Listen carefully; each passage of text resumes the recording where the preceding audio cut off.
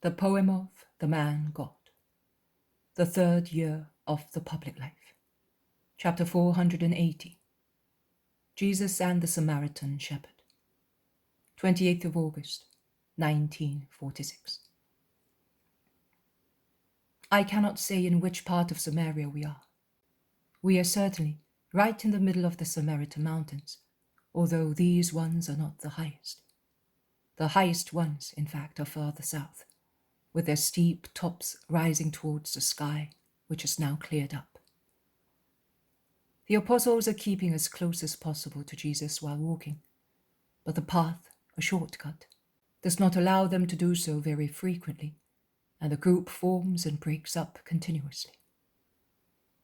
Many shepherds are in the mountains with their flocks, and the apostles apply to them to find out whether the path is the right one to take them to the caravan track, which from the sea goes to Pella. Although they are Samaritans, they answer the questions without any rudeness. On the contrary, one of them, at the junction of the paths running in all directions and forking again in more branches, says, "I shall be going down to the valley soon. Have a little rest, and then we can set out together. If you should get lost in these mountains, it would not be a good thing." He lowers his voice and adds, women." And he looks around as if he were afraid that they might be close to him and threatening him. Then, when he is reassured, he says, "They come down from the slopes of Mount Gerizim and Mount Ebal, and they spread about in the days of pilgrimages, and they are always active, notwithstanding that the Romans reinforce guards on roads, because there are always people who avoid busy roads to travel quicker or for other reasons." "You have many rascals, eh?" remarks Philip with a meaningful smile. "You, a Galilean? Do you think that they are Samaritans?" replies the shepherd resentfully. The Iscariot intervenes as he feels that it is his duty to avoid every unpleasant incident, as he was the promoter of the change of itinerary, and he says, No, it is because people know that you are hospitable, and thus those who have done evil deeds elsewhere come here seeking shelter. It is as if the whole place were a city of refuge. Evildoers know very well that nobody, Galileans or Judeans, would follow them here, and they take advantage of that. And nature assists them as well. All these mountains. Oh, I thought that you were considering. The mountains, of course, serve their purpose. The two highest ones particularly. Yes, but how many come from the Adamim Mountains and from the Gorge of Ephraim? They belong to all races, and the Roman soldiers are shrewd. They do not go to dislodge them. Only snakes and eagles are aware of their dens and can reach them, and dreadful things are reported. But sit down. I will give you some milk. I am a Samaritan, but I know the Pentateuch as well, and I do not offend those who do not offend me. You do not offend? And yet you are Galileans and Judeans.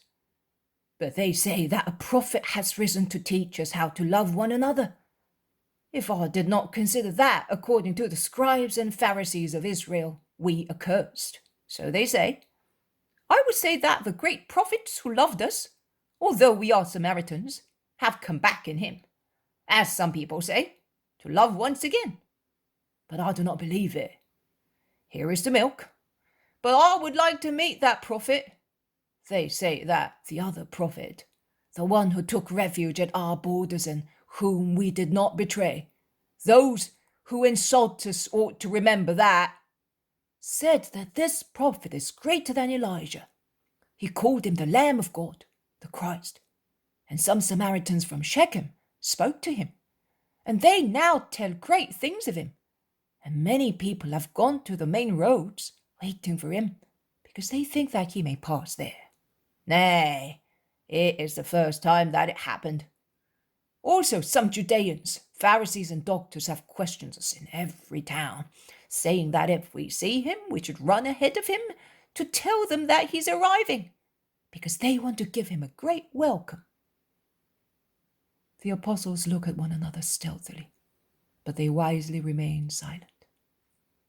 Judas, with his bright, dark eyes, full of triumphant light, seems to be saying, "Have you heard that?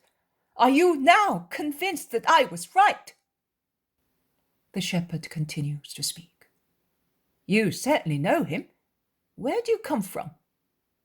"From Upper Galilee," replies Judas at once. "Oh, you are? No, you are not Galilean." "We come from all places. We went on pilgrimage to the tombs of the doctors." "Oh, perhaps you are disciples? But is this man not a rabbi?" he says, pointing at Jesus. "We are disciples, you are right. Yes, this man is a rabbi. But you know that one rabbi differs from another." "I know. He is certainly young, and he has still much to learn from the great doctors of your temple."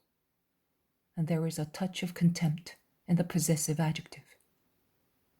But Judas, who is always ready to answer back, is wonderfully submissive. The others do not speak. Jesus looks absorbed in thought, so the pungent remark provokes no reply. Judas, in fact, says, smiling, "He is very young indeed, but he is the wisest of us all."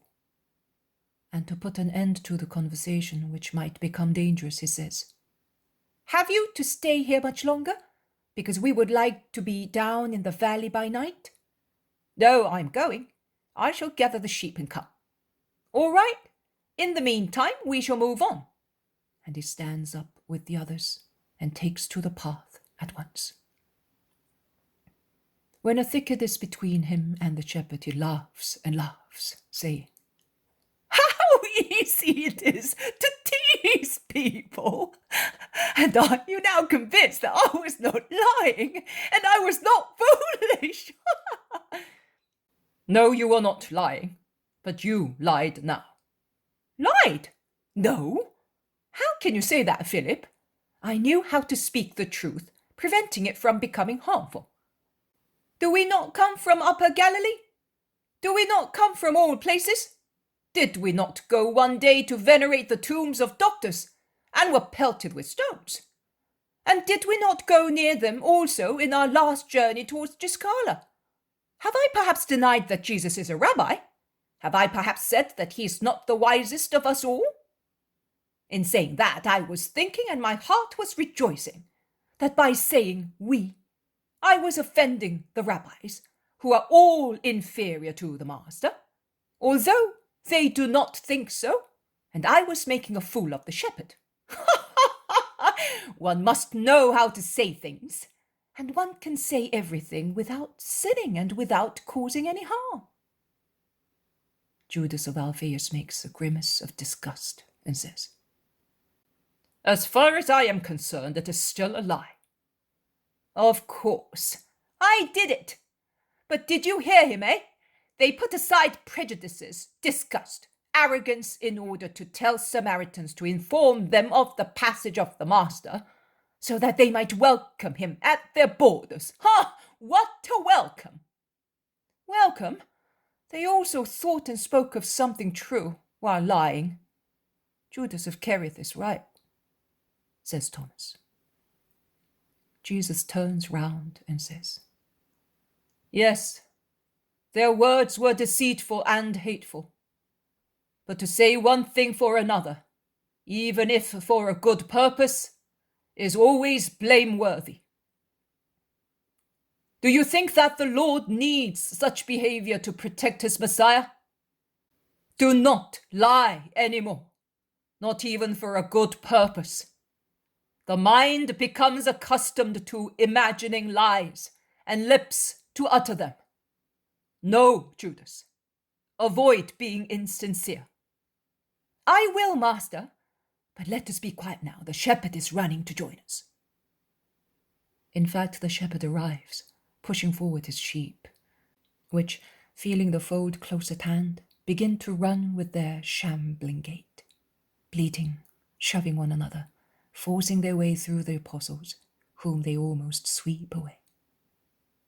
He is followed by the young shepherd and the dog, and he stops only when, with the help of the boy and the dog, he succeeds in holding back the sheep, gathering them together so that they may not scatter about or go to the valley by themselves. They are the most stupid animals on the earth, but they are so useful, he says, wiping his perspiration, and he adds with a sigh, if Reuben was still here, but with this boy only. He shakes his head, going down behind his sheep, which the dog and the boy, at the head of the flock, are keeping together.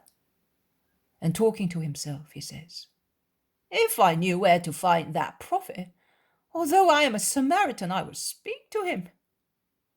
And what would you say to him? Asks Jesus. I would say, I had a wife as good as mountain water is to a thirsty man, and the Most High took her from me. I had a daughter as good as her mother. A Roman saw her and wanted to marry her and took her away. I had my firstborn son, and he was everything to me. He slid down the mountain one rainy day and broke his back and is motionless. Now he has been taken ill as well with an internal disease, and the doctors say that he will die.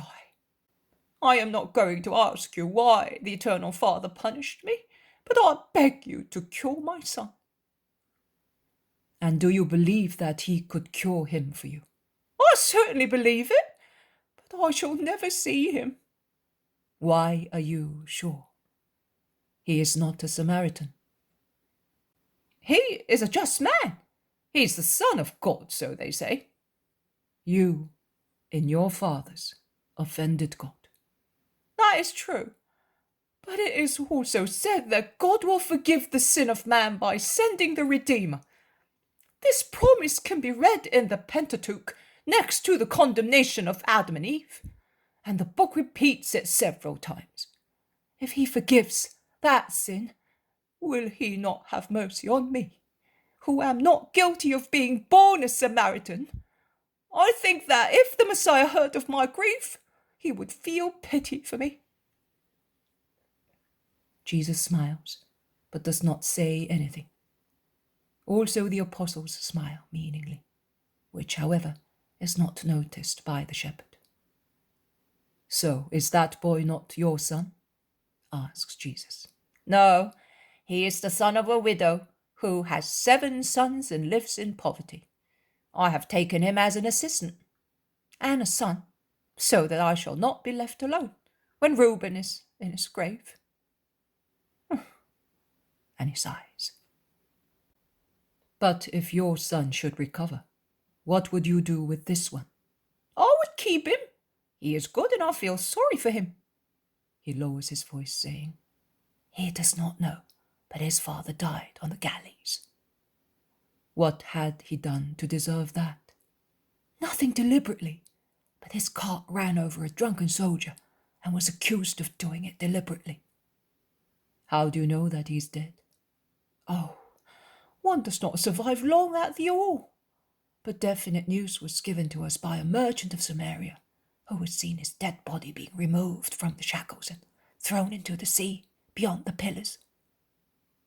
And you would really keep him with you? I am quite prepared to swear it. He is unhappy, I am unhappy, and I am not the only one to do so. Other people have taken the sons of the widow, who is now left with her 3 daughters. They are still too many, but it is better to be 4 than 12. But I need not swear. Reuben will die. One can now see the road, which is very busy with pilgrims hastening to their halting places. It will soon be dark. Have you a place where to sleep? Asks the shepherd. Not really. I would like to say to you, come, but my house is too small for everybody. But the pen is large. May God reward you, as if you had given me hospitality, but I will go on until the moon sets. As you wish. Are you not afraid of getting lost or meeting wicked people? The poverty of my companions and mine will protect me against highwaymen. With regard to the road, I rely on the angel of pilgrims. I must go to the front of the herd.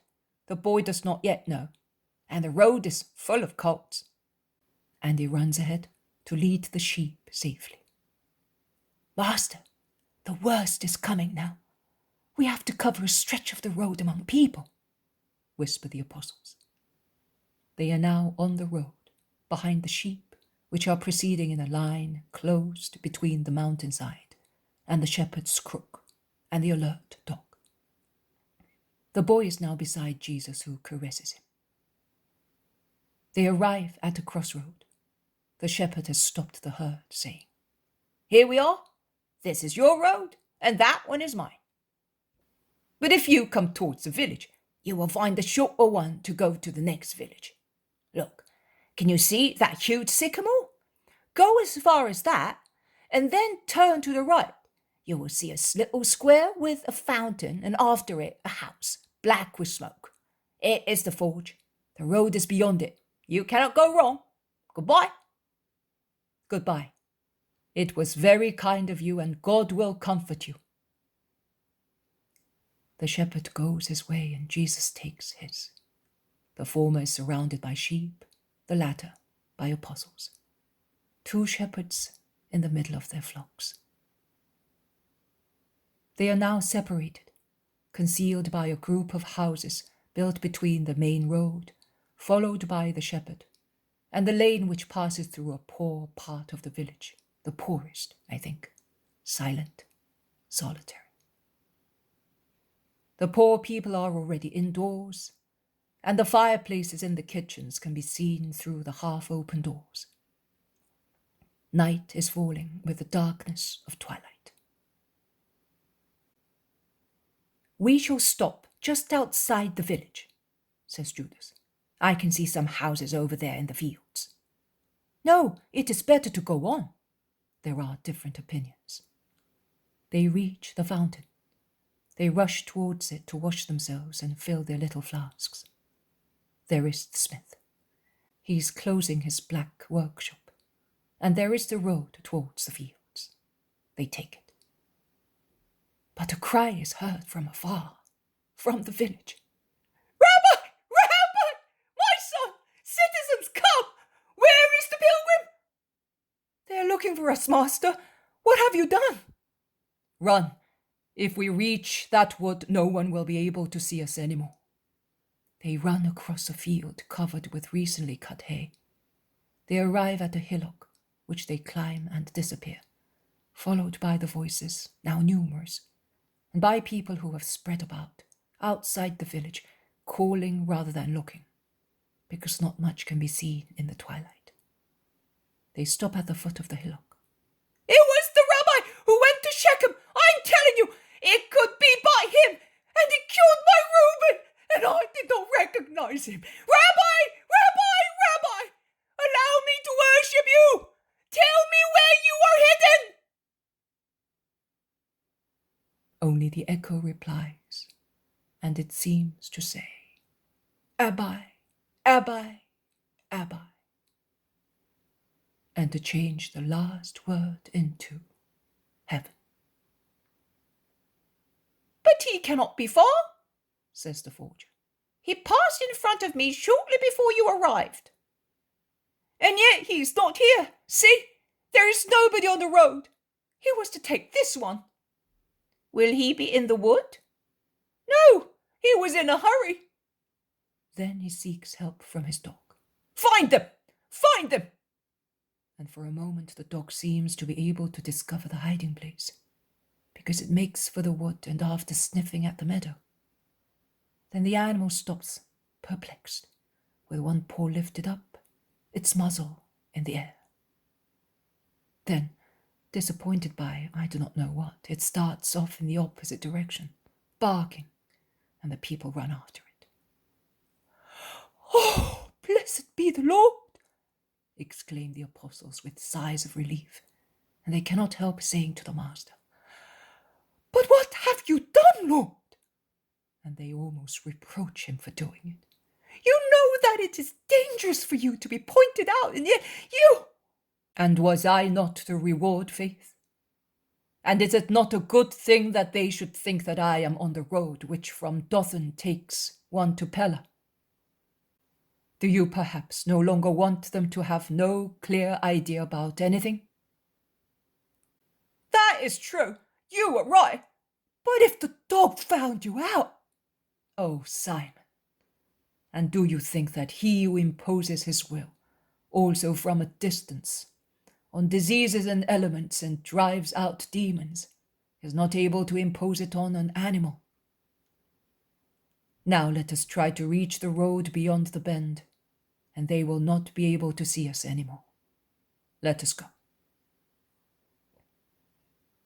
And they proceed almost gropingly through the thicket on the hill, until they get back to the road, a small road, all white in the light of the rising moon, and far from the village, now completely concealed by the hill.